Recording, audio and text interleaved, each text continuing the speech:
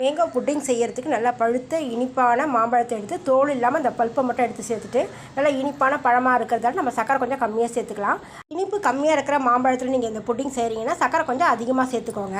ஒரு 5 ஸ்பூன் அளவுக்கு சக்கரை சேர்த்துட்டு கொஞ்சமாக பால் சேர்த்து விழுதாக அரைச்சிட்டு ஒரு பக்கம் அதை அப்படியே வச்சிடணும். அடுத்து ஒரு சின்ன பவுலில் 2 ஸ்பூன் அளவுக்கு கார்ன்ஃப்ளவர் சேர்த்துட்டு இதில் கொஞ்சம் பால் சேர்த்து கட்டி இல்லாமல் கரைச்சி இது ஒரு பக்கம் இருக்கட்டும். அடுத்து ஒரு சின்ன வானலியில் 1 ஸ்பூன் அளவுக்கு நெய் சேர்த்துட்டு இப்போ நம்ம மிக்சியில் அரைச்ச இந்த மாம்பழ விழுதை இதில் சேர்த்துடணும். சேர்த்து ஒரு கொதி வந்ததும் இதில் ஒரு 2 ஸ்பூன் அளவுக்கு வெனிலா எசன்ஸ் சேர்த்துடலாம். எசன்ஸுக்கு பதிலாக நீங்கள் ஏலக்காய் தூள் கூட சேர்த்துடலாம்.